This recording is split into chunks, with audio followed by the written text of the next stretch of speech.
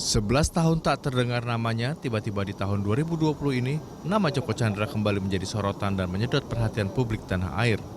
Buron terpidana kasus hak tagih Bank Bali pada tahun 1999 ditangkap di Malaysia dan selanjutnya diterbangkan ke Jakarta. Selama proses hukum dan pemeriksaan Joko Chandra terungkap fakta menghebohkan. Joko Chandra pernah beberapa kali melakukan perjalanan ke Indonesia, kendati statusnya masuk dalam daftar pencarian orang. Komisi Kejaksaan menduga kuat ada permainan sindikat hukum dalam kasus Joko Chandra sebab ada fakta keterlibatan sejumlah pihak yang berasal dari lintas penegak hukum dalam kasus ini. Mereka yang turut terlibat mulai dari polisi, jaksa, pengacara, hingga politisi partai politik. Ada 3 kasus yang melibatkan Joko Chandra. 2 kasus ditangani Barreskrim Polri, yakni dugaan penghapusan red notice dan surat jalan. Untuk kasus penghapusan red notice, selain Joko Chandra, tersangka lain adalah Brigjen Prasetyo Utomo, Irjen Napoleon Bonaparte, dan pengusaha Tommy Sumardi. Sedangkan kasus surat jalan menjerat Joko Chandra, Prasetyo, serta Anita Kolopaking yang sempat menjadi pengacara Joko Chandra. Sementara Kejaksaan Agung menangani kasus dugaan suap yang dilakukan Joko Chandra terhadap Jaksa Pinangki Sirna Malasari. Selain keduanya, 1 orang lagi telah ditetapkan sebagai tersangka adalah mantan politisi bernama Andi Irfan. Mafia hukum sesungguhnya bukan hal baru di negeri ini. Ia begitu terasa, tapi sulit untuk bisa dituntaskan. Tim Liputan Berita 1. Sindikat hukum di kasus Joko Chandra, itulah topik kita di Morning Talks pagi hari ini. Untuk membahasnya kita terhubung dengan Ketua Komisi Kejaksaan Barita Simanjuntak. Selamat pagi Pak Barita. Selamat pagi Pak Rudi. Terima kasih sudah bergabung. Salam sehat. Baik Pak Barita, ini saya membaca pernyataan Anda di berbagai media bahwa dalam kasus Joko Chandra yang melibatkan sejumlah penegak hukum, Anda mengatakan ini ada sindikat, ada semacam sindikat hukum dalam kasus ini. Oh ya, iya Pak Rudi. Saya kira kan sebagaimana sudah berproses sekarang penyidikannya, sudah ditetapkan tersangka baik oknum Jaksa P, kemudian pengusahanya yaitu JJ kan, kemudian sudah juga beberapa oknum dari kepolisian, kemudian yang terakhir inisialnya AI.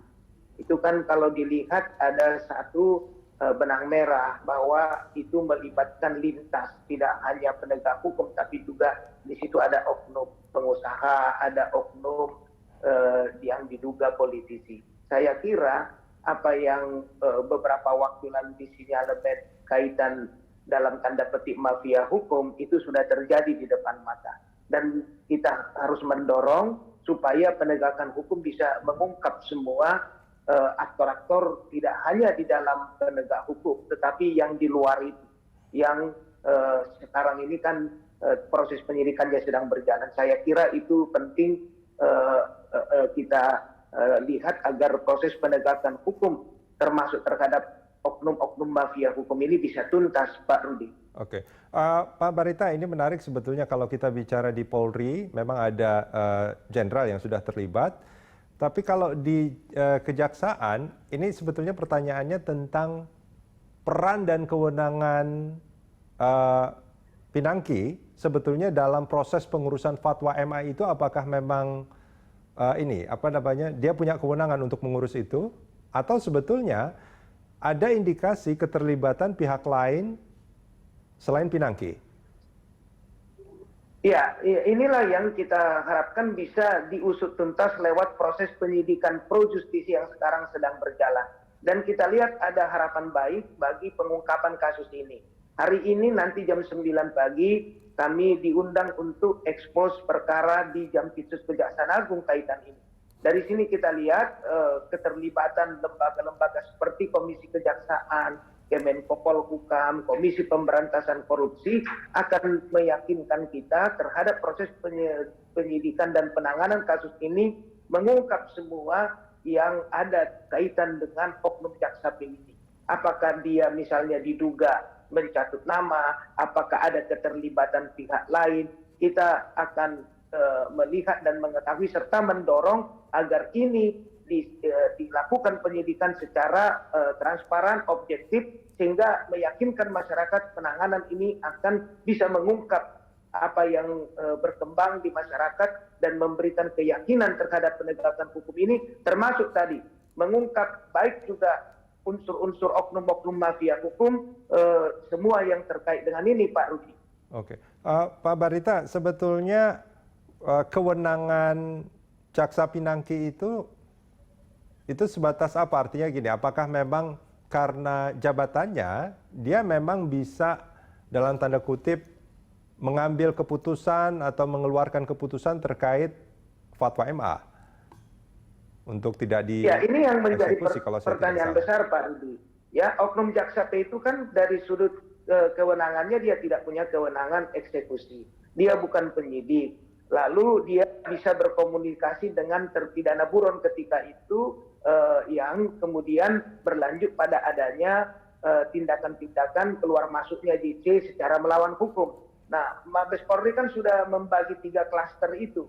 Saya kira di dalam proses penyidikan yang sekarang sedang berlangsung, ini akan bisa diungkap setidak-tidaknya dalam proses penyidikan maupun nanti di pengadilan. Ini kan akan secara transparan, fakta-fakta objektifnya, siapa itu oknum jaksa P, apa yang dalam tanda petik ditawarkannya, dan apa yang membuat terpidana buron Joko Chandra itu percaya. Ini akan bisa kelihatan menurut saya, dan inilah yang harus diungkap sehingga publik yakin penanganan kasus ini, khususnya yang sekarang berjalan di penyidikan, akan berjalan secara transparan, objektif, dan dapat dipercaya. Begitu, Pak Rudi. Dari informasi yang dimiliki oleh Komisi Kejaksaan, Pak Barita, apakah Jaksa Pinangki itu bertindak sendirian atau sebetulnya ketika dia melakukan komunikasi dengan Joko Chandra, ada pihak lain di kejaksaan yang juga mengetahui bahwa Pinangki berkomunikasi dengan Joko Chandra? Ya, inilah Pak Rudi bagian dari proses penyidikan yang sekarang sedang berjalan. Itu yang pertama. Yang kedua, kita lihat ada langkah maju. Kami nanti jam 9 diundang untuk expose, sehingga setidak-tidaknya ini bisa terjawab dengan proses penyidikan yang sementara berjalan. Yang ketiga, dugaan-dugaan yang disampaikan oleh publik baik melalui laporan pengaduan masyarakat yang sampai ke komisi kan menduga-duga, ya, mengasumsikan tidak bekerja sendiri, ada pihak-pihak lain. Nah, itulah sebabnya sangat diperlukan keyakinan atau kepercayaan publik terhadap proses penyidikan ini. Kita lihat ada kemajuannya ketika pada saat ekspos penyidikan sekarang, lembaga-lembaga seperti Komisi Kejaksaan, lalu ada keterlibatan KPK, apakah modelnya koordinasi atau supervisi, itu akan bisa memastikan serta mendorong hal-hal yang diduga oleh publik itu bisa dijawab, sehingga tidak berhenti kalau memang fakta dan bukti-bukti hukum di penyidikan itu ada untuk mengungkap siapa di sekitar oknum jaksa P, baik itu oknum penegak hukum, apalagi yang sudah kita lihat ada ya dugaan ada bermainnya sindikat hukum atau mafia hukum, atau yang sering juga disebut industri hukum itu. Ini akan membantu pemulihan kembali kepercayaan kalau semua itu diungkap secara tuntas, tentunya dengan fakta-fakta dan bukti-bukti hukum yang dapat dipertanggungjawabkan. Itulah yang kita sarankan, kita dorong agar proses penyidikan ini dapat diketahui oleh masyarakat untuk menjawab semua dugaan-dugaan itu, dan langkah majunya adalah keterlibatan lembaga-lembaga yang tadi saya sebutkan yang sudah diundang untuk ekspos perkara nanti jam 9 di Jampitsus Kejaksaan Agung. Oke. Begitu Pak Rudi. Pak Barita, sebetulnya indikasi keterlibatan pihak lain di kejaksaan selain Pinangki, apakah itu besar? Ya, kemungkinan kan seperti saya sebutkan tadi, apakah oknum jaksa P itu mencatut nama, apa memang ada keterkaitan bersama-sama atau melaksanakan hal-hal yang berkaitan dengan apa yang disarankan atau dilaksanakan. Nah, namun saya perlu menggarisbawahi sesuai dengan perkembangan yang ada sekarang kan, oknum jaksa P tidak memiliki kewenangan, tidak ada tugasnya untuk itu. Nah, inilah yang tentunya karena ini sedang berproses penyidikannya akan kita lihat dan akan kita dorong terus supaya ini berjalan secara objektif, khususnya di wilayah yang apakah ada pihak lain, oknum lain yang terlibat di dalam kasus oknum Jaksa P ini. Kalau dia misalnya bertindak sendiri dalam tanda petik mencatut nama, tentu itu juga harus bisa diyakinkan kepada publik dari bukti-bukti hukum. Kalau dia memang misalnya ada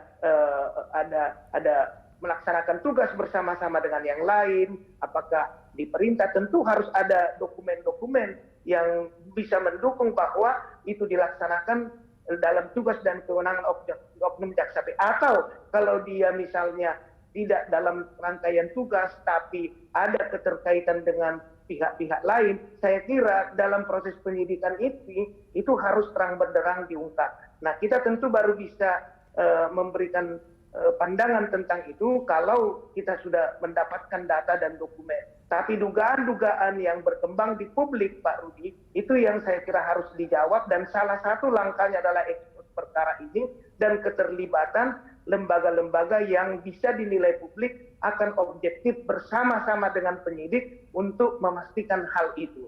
Begitu Pak Rudi. Ya, artinya boleh nggak kalau saya simpulkan bahwa karena memang Pinangki itu punya kewenangan terkait eksekusi fatwa MA, maka ada indikasi keterlibatan dari pihak lain. Boleh nggak kalau saya simpulkan seperti itu? Tapi begini Pak Rudi, ini kan oknum Jaksa P dia tidak punya kewenangan untuk eksekusi. Dia bukan penyidik, dia bukan siapa-siapa di dalam urusan ini. Ya. Sehingga dugaan adalah yang berkembang di publik, dia bekerja apakah mencatut nama atau ya di luar di luar agenda atau di luar dokumen-dokumen resmi. Nah, inilah yang tentunya harus diperkuat dengan bukti-bukti hukum. Ya. Yang salah satu pintu masuknya adalah ekspos perkara ini untuk melihat dan bisa memberikan jawaban terhadap hal itu, Pak Rudi. Ya, karena jelas oknum Jaksa P tidak punya kewenangan, dia bukan eksekutor, dia bukan penyidik, tapi bisa berkomunikasi. Inilah mata rantai yang harus dijawab dengan apa yang terjadi dalam proses penyidikan yang berjalan. Saya kira pada waktunya tentu ini juga akan bisa dijawab, namun harapan publik tentunya ini akan bisa dijawab secara objektif, transparan, sehingga dapat dipercaya. Begitu Pak Rudi. Nah, itu sebetulnya yang menjadi pertanyaan publik, apakah ini akan transparan dan objektif? Karena koreksi kalau saya salah ini Pak Barita, kasus ini terbongkar karena sudah ada informasi yang beredar dari publik. Dan ketika itu seolah tidak mungkin untuk dihindari atau selain diungkap, maka akhirnya diungkap. Begitu nggak kira-kira? Ini saya minta maaf kalau analisisnya agak awam. Iya, itulah yang berkembang atau menjadi dugaan, asumsi atau opini yang banyak berkembang di publik. Nah, jadi kita juga harus melihat bahwa perkembangan kasus ini tidak berhenti atau stagnan di satu posisi. Ya. Nah, di awal memang demikian, tapi ada perkembangan baru. Perkembangan baru misalnya terungkapnya, ditetapkannya perubahan status hukum oknum Jaksa P menjadi tersangka kemudian ditahan. Lalu oknum pengusaha, lalu ada oknum politisi yang kemudian sudah jadi tersangka yang ada di Kejaksaan sekarang. Kemudian fase berikutnya perkembangannya adalah sekarang ada ekspos perkara untuk menyampaikan penanganan kasus ini kepada pihak-pihak yang bisa memberikan masukan saran yang secara independen akan bisa objektif melihat keseluruhan proses itu. Jadi karena kasus ini berkembang tidak stagnan, tentunya apa yang menjadi pandangan kita juga harus berkembang mengikuti tahapan-tahapan itu. Memang diperlukan pengawalan, diperlukan perhatian yang penuh agar kalau publik bisa menilai dan memberikan pandangan yang objektif, saya kira ini akan membantu penyidik juga bisa konsisten untuk melakukan proses pendidikan itu secara transparan, tidak khawatir, tidak takut, karena ini adalah untuk meningkatkan dan menjaga public trust serta menjaga marwah dan martabat institusi.